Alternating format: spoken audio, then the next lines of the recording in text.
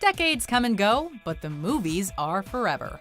Welcome to Watch Mojo, and today we're counting down our picks for the top 10 best movies of the decade. It's only second week of the summer and there's already been a dead fish in the pool. We were doing an experiment. We were trying to get it back alive. For this list, we're taking a look at movies released from 2010 to 2019 that will not only be remembered as classics in the years to come, but also served to define the decade. Since this was especially difficult to narrow down, we're leaving off animated features. Honestly, between Toy Story 3 and Spider-Man Into the Spider-Verse, there are so many options on the animated front that they could make up their own list. Number 10, Avengers Endgame. Given this franchise's widespread impact and universal success throughout the decade, this list would not be complete without at least one entry from the MCU. I am inevitable. Black Panther proved that superhero movies have the power to break barriers and break into the Best Picture race. But if we have to single out one movie that epitomized why this cinematic universe is a cinematic achievement, it would have to be Avengers Endgame. Captain, Steve. Sorry, America, Rogers. Look, if you do this and it doesn't work, you're not coming back. Thanks for the pep talk, Pissant. For over 10 years, we watched the Infinity Saga unfold, and this tour de force marked its epic culmination. Avengers!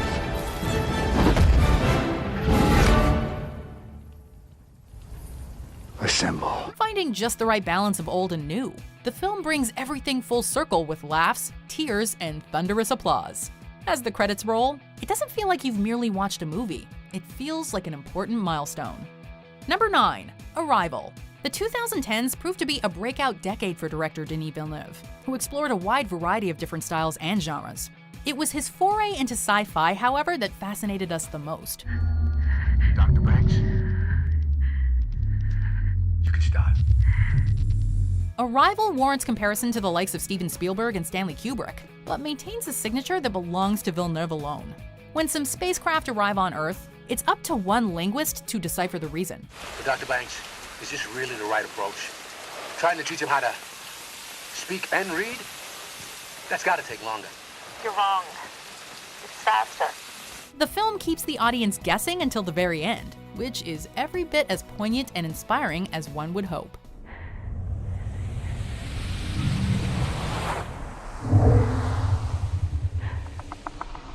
How can you know the future? In a decade where immigration and cultural divide were among the most prevalent topics, Arrival is an absorbing parable that demonstrates the importance of communication and listening to others. Number 8, Django Unchained.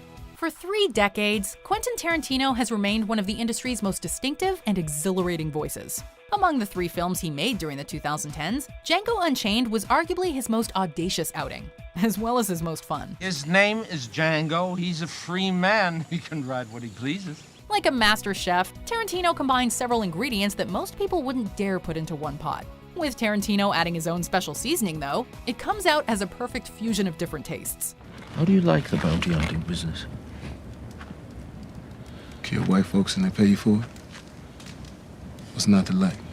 The film is an outrageous satire not unlike Blazing Saddles, a blaxploitation flick not unlike Shaft, and a spaghetti western not unlike, well, the 1966 film Django.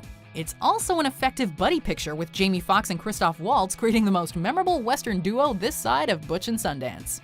Number 7, Hereditary. This decade was a horror renaissance, but no other movie disturbed us to the core quite like Hereditary.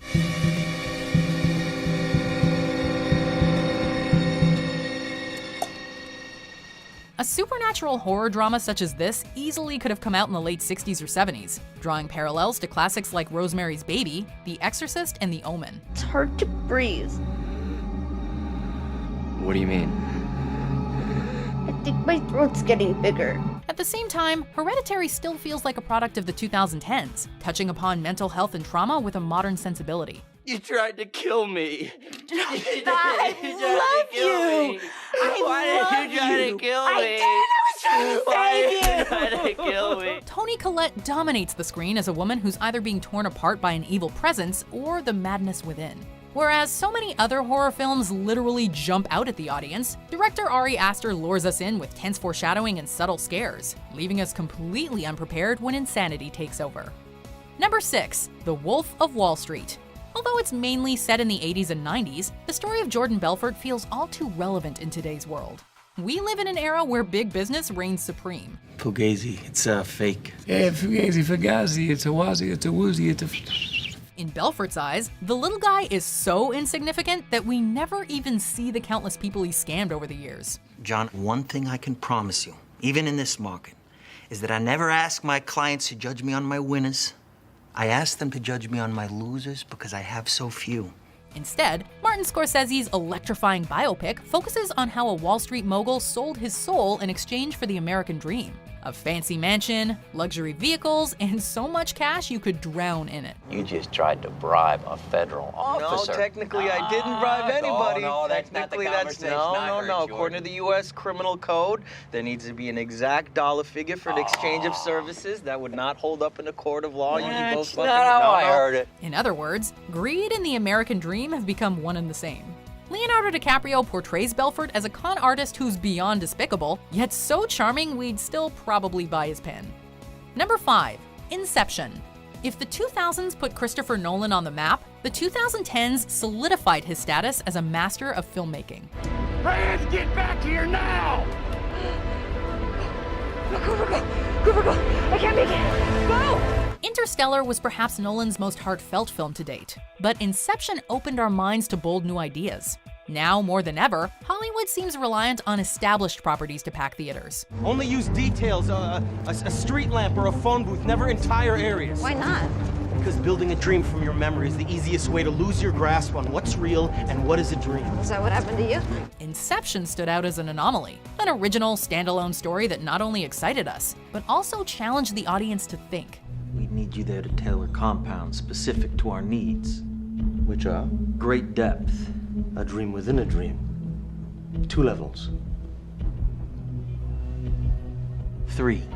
We've all heard the phrase, a riddle wrapped in a mystery inside an enigma. Well, Inception is a heist thriller wrapped in a sci-fi extravaganza inside an enigma. It's a film that triggers the imagination and still invites analysis 10 years later. In short, this is the stuff that dreams are made of. Number 4. Moonlight. Moonlight signified a major shift in Hollywood, both for indie filmmaking and representation. Come on. You want these fools to pick on you every day? The word diversity has been thrown around a lot during the early 21st century, and for good reason. Whereas many movies are obvious in how they address race, gender, and sexuality, though, nothing is ever spelled out in Moonlight. Yeah, you trying to get smart with me, huh?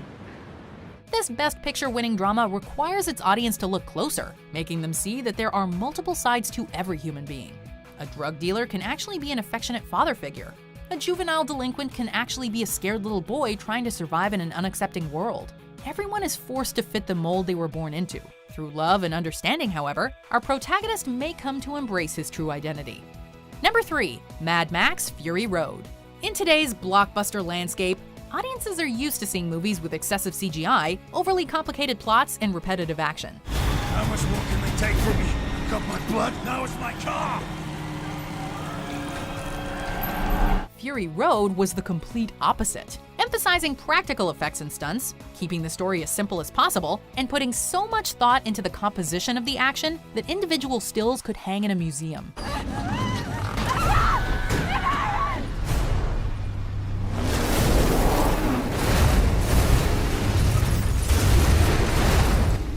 While not exactly a sequel or a reboot, Fury Road takes the best aspects from George Miller's previous Mad Max films and pushes them into overdrive. 3 times the gates were opened to me.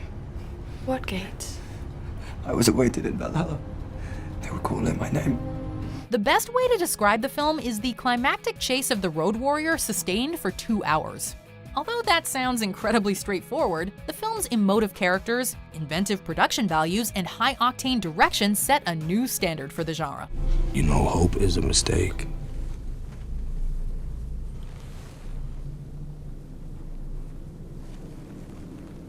If you can't fix what's broken, you'll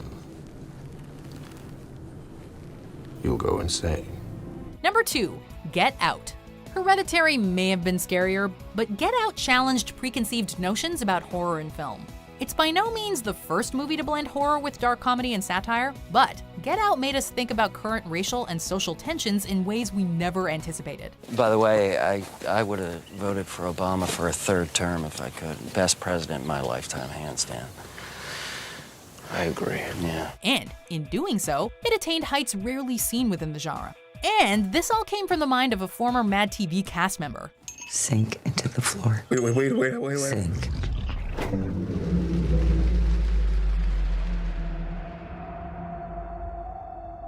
While writer-director Jordan Peele has always been a great talent, the 2010s saw him emerge as one of the decade's defining voices. You'll be able to see and hear what your body is doing, but your existence will be as a passenger. Seamlessly mixing homage with original concepts, Peele should remain every bit as prominent in the 2020s and beyond. But for now, his debut feature is his magnum opus.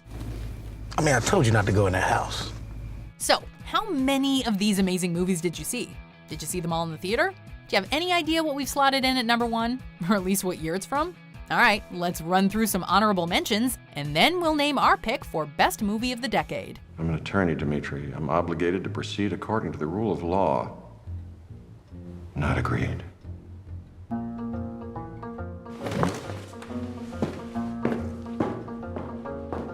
This stinks, sister. Did you just throw my cat out the window? The images you're turning in, they're cool. You're looking at things in a really unique way. Got a lot of natural talent. Thanks. Yeah, but that and 50 cents will just get you a cup of coffee in this old world. 우리 다송이는 완전 예술가 재질인데. 무슨 편지를 그린 거죠? 자화상이에요. 역시. You see, this is where you belong. Above them all. George Washington Bridge. You throw yourself off the Brooklyn Bridge, traditionally. George Washington Bridge. Who does that? What was he, a dumbbell? What do you do? I do many, many things. I am a writer, a doctor, a nuclear physicist, a theoretical philosopher. But above all, I am a man. Hopelessly inquisitive man, just like you. Before we continue, be sure to subscribe to our channel and ring the bell to get notified about our latest videos. You have the option to be notified for occasional videos or all of them. If you're on your phone, make sure you go into your settings and switch on notifications. Number 1. The Social Network. When The Social Network hit theaters, Facebook was still a relatively new phenomenon. Jump ahead 10 years, and it's impossible to imagine the world without this social media platform. Hey Cameron, I'm still a little skeptical that we have enough functionality in the site to really draw the attention and gain the critical mass necessary to get a site like this to run. Together, director David Fincher and writer Aaron Sorkin shaped the story of Mark Zuckerberg into a modern Shakespearean drama. You don't think I deserve your attention? I think if your clients want to sit on my shoulders and call themselves tall, they have a right to give it a try, but there's no requirement that I enjoy sitting here listening to people lie. You have part of my attention. You have the minimum amount. The question is whether this is a story of triumph or tragedy. It's hard to say since Facebook's story is far from over. For now, though, this film depicts a legendary origin story that was relevant in 2010 and remains very much a part of the zeitgeist in 2019. Drop the. Just Facebook. It's clean. Expertly crafted, brilliantly written, flawlessly acted, and timely while also being timeless. We can't think of a better film to represent the past decade of cinema. Welcome to Facebook. Do you agree with our picks? Check out this other recent clip from WatchMojo, and be sure to subscribe and ring the bell to be notified about our latest videos.